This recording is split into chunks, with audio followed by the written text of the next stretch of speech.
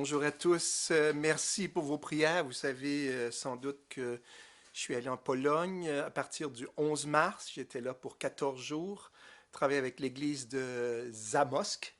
Alors, une église assez intéressante, une église qui est près de la frontière ukrainienne. Alors, tout de suite, les Polonais chrétiens, les Polonais de tout horizon ont mis les mains à la pâte, se sont mis à la tâche pour aider les Ukrainiens. Alors, mon contact là-bas était deux familles missionnaires canadiennes avec le fellowship qui sont présents en Pologne depuis quand même plus d'une dizaine d'années. Et vous connaissez le fellowship qui est une mission partenaire avec FPC. Quand j'ai pris la décision, c'était assez rapide. C'était une invitation qu'on m'a lancée. Et j'ai voulu répondre. Alors, j'ai tout de suite pensé aussi à Marie-Thérèse. Je ne sais pas s'il y en a qui connaissaient. Elle est d'église d'Arras. Elle a connu le Seigneur il y a une dizaine d'années à travers l'église de Lens. Marie-Thérèse participe souvent au RAID. Alors, dans nos églises, certains la connaissaient. Elle a fait 100% Connect occasionnellement. Alors, j'ai pensé à Marie-Thérèse premièrement parce qu'elle est retraitée, prof de maths retraitée. Elle aime les missions. Elle est allée au Tchad d'ailleurs et aussi parce qu'elle parle polonais. Alors, elle a grandi dans une famille polonaise dans le Nord-Pas-de-Calais. Pendant la route, j'ai eu deux problèmes. Un problème de carrosserie du van, un genre d'accident, et l'autre aussi, la courroie de l'alternateur qui a cassé. On était en Pologne et on s'est fait aider d'une façon assez remarquable par les Polonais, dont un qui était d'origine ukrainienne. Et ils n'ont rien demandé. Ils ont dit non, vous venez pour aider les Ukrainiens et nous, on est derrière vous. Alors, Marie-Thérèse m'a confié après que c'était l'une des plus grandes expériences de foi de sa vie, de voir comment le Seigneur s'est occupé de nous. Et l'église de Zamos, c'est assez encourageant de voir comment ils se sont mis au taquet. C'est une église qui est quand même qui fait des colonies de vacances pendant l'été. Donc, sur 3 étages, sont bien organisés avec salle de bain, etc. Et sous les combles, un immense doctoir. On peut facilement y héberger une cinquantaine de personnes. Alors, l'enjeu de la mission, de leur travail, c'était de prendre contact, de mettre en contact les, euh, les chrétiens ukrainiens qui sortent d'Ukraine et qui veulent être pris en charge par des chrétiens pour pouvoir aller à une église, pour pouvoir avoir une vie spirituelle qui continue avec le Seigneur, avec les frères, les sœurs de Pologne ou d'Europe. Et c'est intéressant parce que c'était des pasteurs ukrainiens sur place qui prenaient contact avec les pasteurs polonais pour faire la connexion. On a des Ukrainiens qui, pour la première fois, quittaient leur pays sans passeport, juste avec des papiers, tout en stress. Et souvent, c'est le stress supplémentaire que ce sont des femmes, des mamies, des enfants, petits-enfants, qui partent de l'Ukraine en laissant leur époux derrière, qui doivent rester là à la guerre. Tous ceux qui passent la frontière, on parle de près de 2 millions de réfugiés en Pologne en ce moment. C'est assez incroyable. Maintenant, il y en a beaucoup qui se sont dispersés en Europe.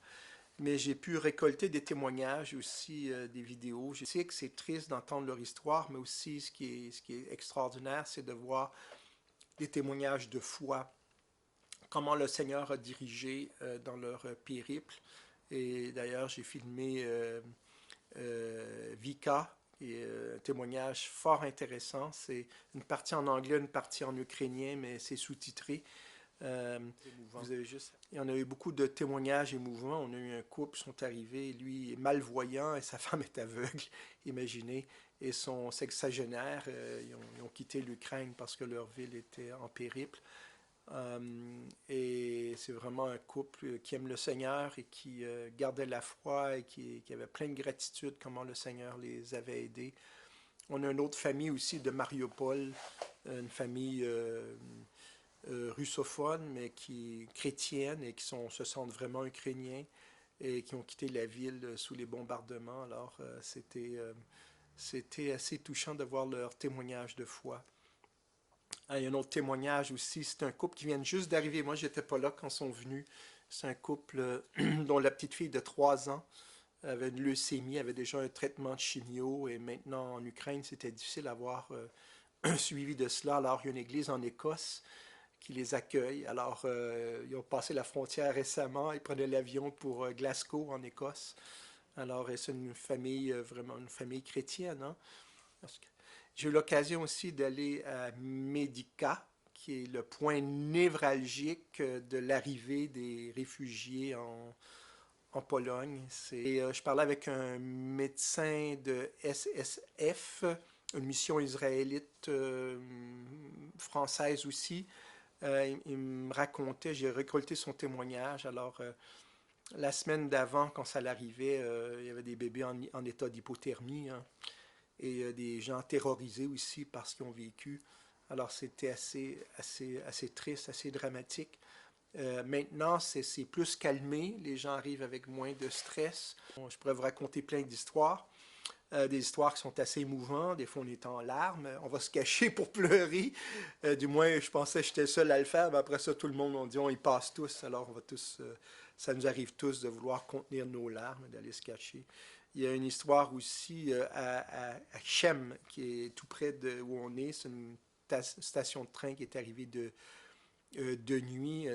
Un train qui avait plus qu'1 kilomètre de long, bondé de gens par milliers, debout, assis, surtout des femmes, des enfants, hein, qui arrivaient d'une gare qui venait, en plus de ça, d'être bombardée juste après le départ. Il y avait des ambulanciers qui étaient là pour les attendre, pour voir les premiers secours, puis même les ambulanciers étaient en larmes.